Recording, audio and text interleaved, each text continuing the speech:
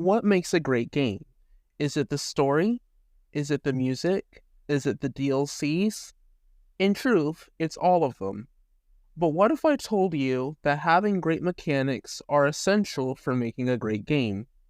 Game mechanics are some of the most challenging aspects of a game. Destiny 2, Halo, Wukong, Smash Bros. If they're really good, Forza Motorsport, and some of the most basic aspects of a game.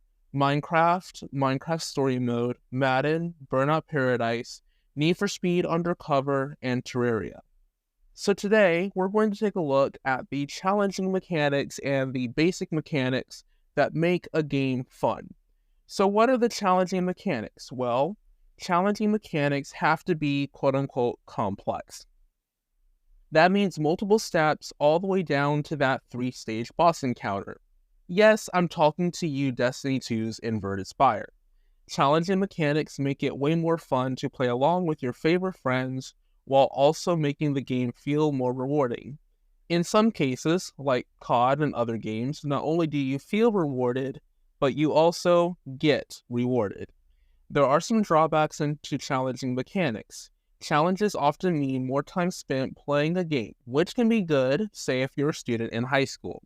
But on the flip side, it can also be bad, say if you're working and for whatever reason have 2 kids. Don't worry though, nobody says that you can't dive into the challenge, but just make sure you have the time to do it. Now, we're going to look at some of the complex mechanics games out there. For starters, let's start with Destiny 2, a well-known one. So say, for example, you want to go into the Leviathan raid. Well, you're going to have multiple steps, probably like, I want to say 20 of them, that you have to complete in different rounds or different phases in different sections of the raid. So let's say when you first start out, you start off at the entrance, you work your way through, you have a boss encounter there, it's a couple stages. Then you get to the Pack of Wolves, and in that stage, it's like 3 stages. You see what I'm going for here? So each phase has different stages within those phases for a total of at least a couple phases and stages at the same time, which in turn means it's complex. Having that complex gameplay allows people to become immersed in the gameplay, put more hours into the game, which is also good for the game developers because that means that they've created a successful game, but it's also good for you because at the end, you feel rewarded for your hard work and achieving what some people might not have the time to do or might not attempt to do, which is complete a complex mechanic-based game. Now, that's not every game. Some games have basic mechanics. I'm talking to you, all my block breakers and GTA Oppressor fans.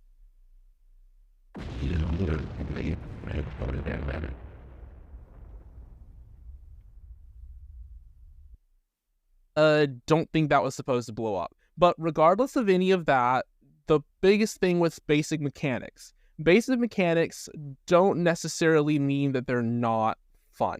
So with basic mechanics, what you're looking at is maybe 1 or 2 different things, maybe 3 different things you have to do.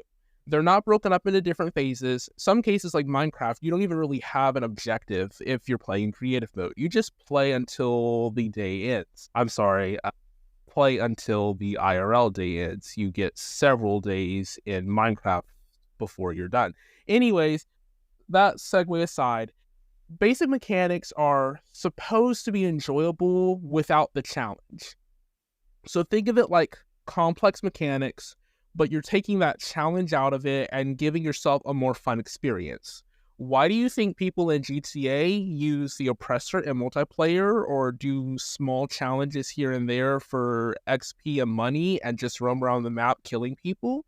Because while there may not be a complex objective or complex mechanic, it's still fun enough to where the basic mechanic really doesn't matter to them. And a lot of that has to do with the fact that if you create a game that has a decent objective while not being too involved, you can still get people hooked on a game. So I'm going to provide a much better example. Let's say you're playing Terraria, which, of course, with Terraria, it's some kind of similar to Minecraft, but has more stuff. You're building up houses and stuff, of course, defeating mobs, and you're trying to beat the game. Well, technically, to beat a game like Terraria or Minecraft, you would have to get to another dimension and be a final boss. Plain and simple, right? Well, the reason why those games are so hooked is because to get there, you have to gather materials, which is a second objective that is tied in to that one objective in order to be able to gather the materials to be able to get to the final boss.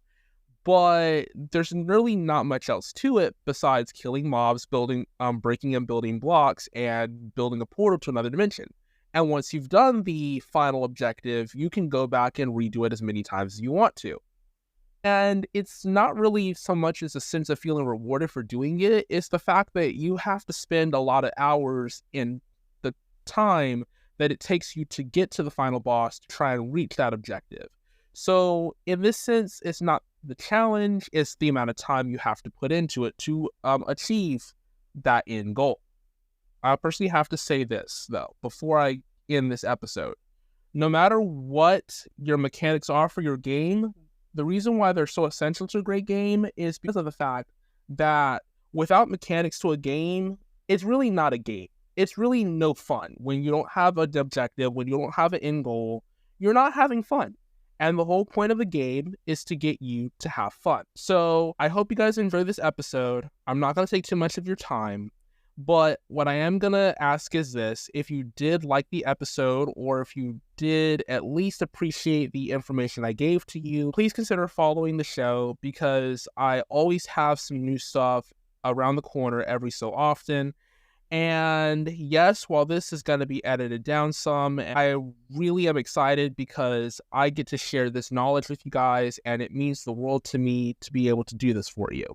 Now, keep your eyes peeled on my X and Twitter page, because I will be announcing the live stream date for my birthday live stream. It's this Sunday coming up, and I will announce the time and the exact game we'll be playing on tomorrow, which is going to be Friday the 1st.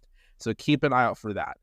Anyways, I hope you guys enjoyed this episode. I am HJ, and I will chat with you guys in the next episode. Enjoy!